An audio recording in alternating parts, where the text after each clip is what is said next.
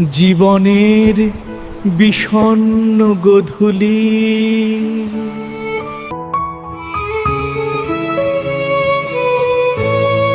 জীবনের বিষণ্ণ গোধূলিতে বিবর্ণ অনুভূতির ধ্বংসস্তূপে দাঁড়িয়ে যখন প্রহর গুনছি শেষ ঠিক তখন ধ্বংসস্তূপ ভেদ করে অঙ্কুরোদ্গম হল এক অনুভবের নব উন্মেষের আকস্মিক আবির্ভূত হল মরুবুকে এক মায়া বৃক্ষের আশান্বিত হলাম। জীবনের সকল ক্লান্তিকে পরাজিত করার এক প্রগাঢ় অবলম্বনের ছোঁয়ায় একটা শহর স্মৃতিতে বদলে যায়, যে শহরের বাতাসে ছিল একদিন হৃদয় পোড়া গন্ধ আর দীর্ঘশ্বাসের বিষাক্ততা।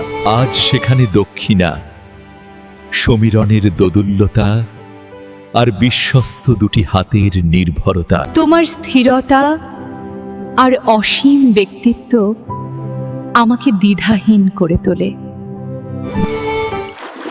আমি বিলীন হই ভালো লাগার অতল গহ্বরে।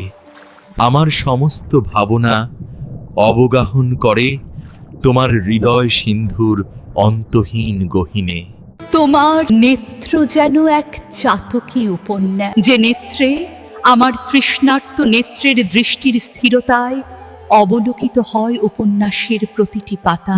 আমি ভীষণভাবে উপলব্ধি করি উপন্যাসের ভূমিকা থেকে উপসংহারের প্রতিটি পৃষ্ঠার শৈল্পিক ভাষা। আমার আকুলতার দহলিজে তোমার শব্দহীন যাওয়া আসা আমাকে নিভৃতে বিমোহিত করে। আমার সমস্ত নির্লিপ্ততা কবর দিয়ে আত্মসমর্পণ করি তোমাতেই, শুধু তোমাতেই।